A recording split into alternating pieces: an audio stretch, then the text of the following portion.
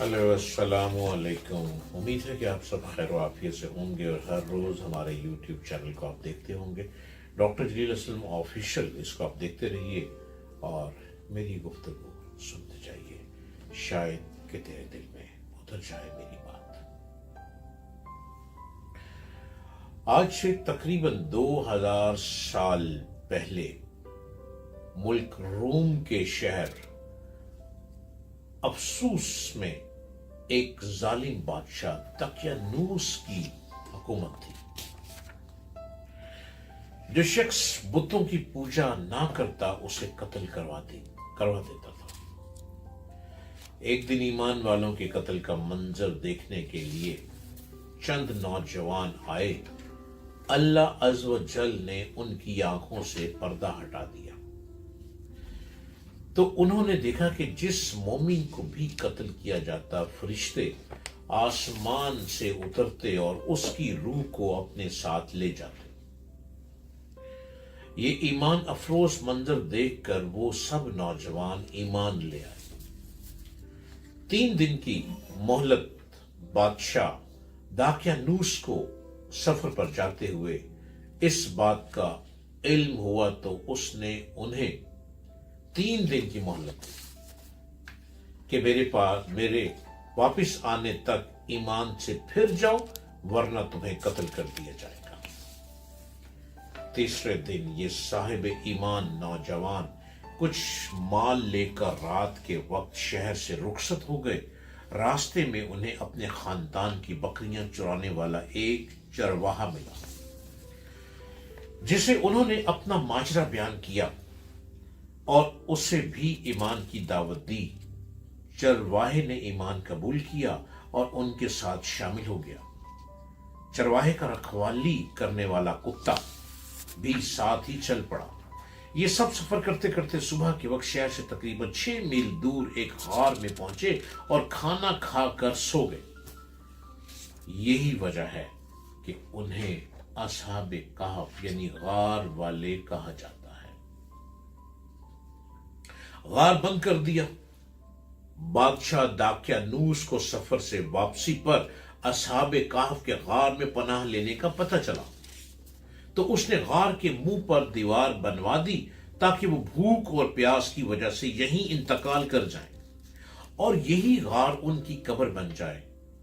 जिस हुकूमती मुलाजिम को ये काम दिया गया उसने असहाबे कहफ के नाम, तादाद और उनका पूरा वाकया उम्दा किस्म के सीसा, एक स्याही माइल नीले रंग की धार जिससे बंदूक की गोलियां और छुरे बनाए जाते हैं से बनी तख्ती पर लिखवाया और उसे तांबे के एक संदूक में बंद करके दीवार की बुनियादों पर रखवा दिया। 309 साल की नींद असहाबे कहफ तकरीबन 309 साल तक मुकम्मल सोए रहे। इस दौरान किसी भी आवाज के सबब एक लम्हे के लिए भी बेदार ना हुए। इस अरसे में कई बादशाह आए और गए, यहां तक कि एक नेक दिल बादशाह बदरूस की हुकूमत, उसके जमाने में कई फितने उठे, जिनमें से एक ये भी था कि मरने के बाद दोबारा जिंदा होने और कयामत आने का कुछ लोग इनकार करने लगे थे। बेदारूस ने यह हालत देखकर बारगाह इलाही में फरियाद की, या अल्लाह अज़्ज़ व जल कोई ऐसी निशानी जाहिर फरमा जिससे लोगों को मरने के बाद दोबारा जिंदा होने और कयामत आने का यकीन हो। अल्लाह अज़्ज़ व जल ने बादशाह की दुआ यूं कबूल फरमाई कि एक चरवाहे ने अपनी बकरियों के आराम के लिए उस गार को चुना और लोगों के साथ मिलकर गार के मुंह पर बनी दीवार को गिरा दिया। दीवार गिरते ही लोगों पर ऐसी हैबत तारी हुई कि सब वहां से भाग खड़े हो। दीवार गिरने के बाद असहाबे कहफ बेदार हो गए। हालत ऐसी थी जैसे एक रात सोए हों, चेहरे तरोताजा और कपड़े बिल्कुल साफ सुथरे थे। उनका कुत्ता गार के किनारे कलाइयां फैलाए लेटा था। असहाबे कहफ सुबह के वक्त सोए थे और जब اٹھے تو سورج ڈوبنے میں کچھ وقت باقی تھا. انہوں نے نماز ادا کی اور اپنے ساتھی جملیخا کو کھانا لانے کے لیے بھیجا. جملیخا ایک تندور والے کی دکان پر گئے اور کھانا خریدنے کے لیے دقیانوسی دور کا سکہ دیا. صدیوں پرانا سکہ دیکھ کر بازار والے سمجھے کہ ان کے ہاتھ کوئی پرانا خزانہ آ گیا ہے. وہ جملیخا کو حاکم کے پاس لے گئے.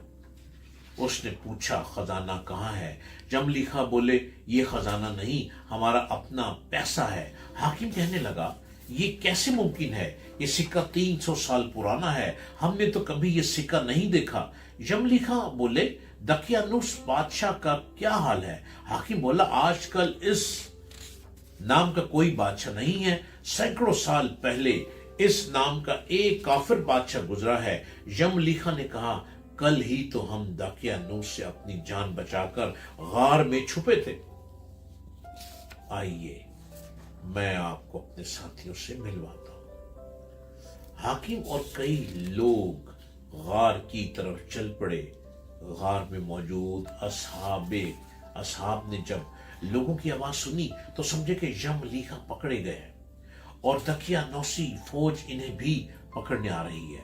جملیخا نے غار میں پہنچ کر ساتھیوں کو سارا ماجرا بتایا. حاکم نے غار کے کنارے صندوق دیکھا تو اسے کھلوایا. اندر سے تختی ملی جس پر اصحاب کہف کا حال لکھا تھا. حاکم نے یہ خبر بادشاہ بیداروس تک پہنچائی. وہ بھی آ گیا اور اس نے اصحاب کہف کا حال دیکھ کر سجدہ شکر کیا کہ اللہ عز و جل نے مرنے کے بعد زندہ ہونے اور قیامت کا یقین دلانے کے لیے نشانی عطا فرمائی. روح قبض کری گئی. اس کے بعد اصحاب کہف غار میں آ کر سو گئے اور ان کی روح قبض کر لی. بیداروس نے لکڑی کے صندوق میں ان کے مبارک جسم رکھے. غار کے قریب مسجد تعمیر کرنے کا حکم دیا اور لوگوں کے لیے دن مقرر کر دیا کہ ہر سال عید کی طرح وہاں آیا کریں. ایک قول کے مطابق اصحاب کہف کی تعداد 7 تھی جن کے نام کچھ ایسے ہیں: میکسلیمینیا، جملیخا،